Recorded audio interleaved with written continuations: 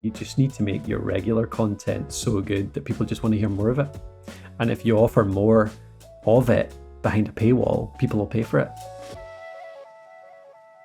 As a creator, are you able to offer the same paid content across Apple and Spotify, or is there some kind of restriction where if it's on Apple, and this is where people go to get the paid content? Well, this is the interesting thing. Yeah, this is where, because it is it's an internal thing, the Apple one. So no, essentially, you can't do it easily. If you're going to offer it to Android and Apple and iOS users, you're going to have to do it in separate ways and have two separate systems running subscriptions. That'll be the only way to do it, because if you've got an Android phone and no iPad at home or whatever, you can't subscribe to something on Apple Podcasts. And maybe they'll change that. Maybe it'll be possible on the website in future. Maybe it'll be Apple will offer ways to download those files, like not via your phone. In fact, I've not kept up with it in the last couple of months necessarily, so that could even be something they've talked about or released in the last little while. But certainly when I saw it back when it first released, that wasn't an option.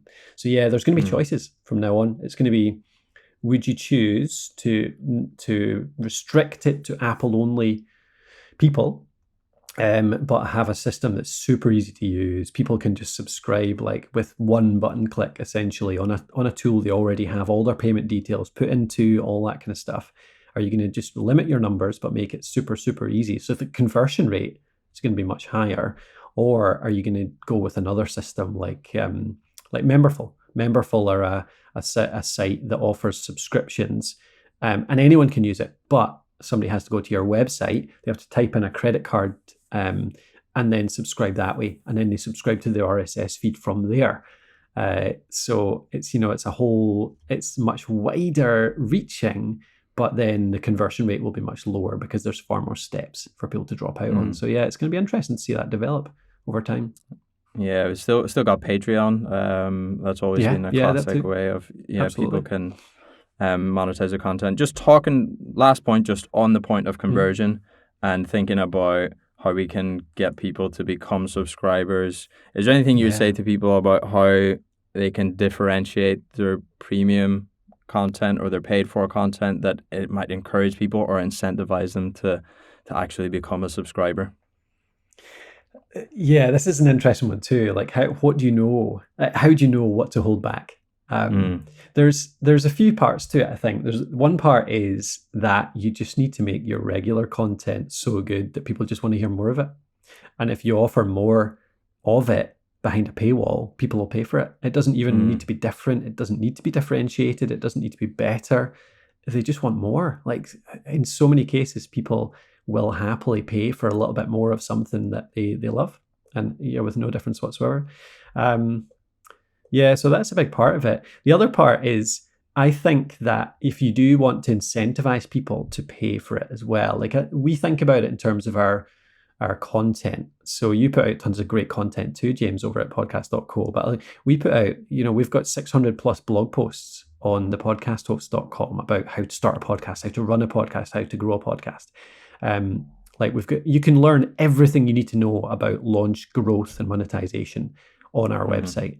But we have people paying for our education, for our paid courses. People pay a few $100s a year to join our academy because there's a bunch of courses in there that goes into more detail. The difference to me is often our articles will go into pretty big depth. Like, our articles will show people everything they need to do. But we often find that people will pay for real step-by-step how to do it. So our articles and everything will go into why you need to do this, what it does for you, what the benefits are, and a general how to go about it.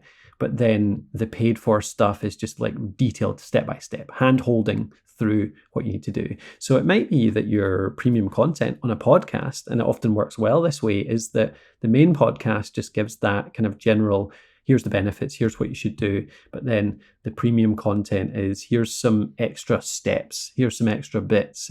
There is a little bit more information or a little bit more guidance, or maybe even you go and interview somebody, you talk about something yourself on the main podcast, and then you go and interview an expert about it on the back end, the premium one. So there are ways to incentivize, but it does come back to the good content. It's just it builds a loyal audience who just want to hear more of anything. Yeah. No, that's perfect sense. Like if people love your show enough just as is, people will be willing to pay to get an extra episode a week. A lot of people do that on Patreon already, where it's like you can get 1 or 2 episodes a week for free, and if you want to get 5 episodes or 4 episodes a week, you need to become a Patreon member. Another really good way actually to do that incentivization, if you do need to just give them an extra push, is that personal access. So if you do a kind of how-to podcast or an entertainment podcast or any kind of podcast, really, you give out that info, and then in the premium one, you answer the questions. You do a Q&A. You let people who are subscribers call in with questions or just like take part in it in somehow.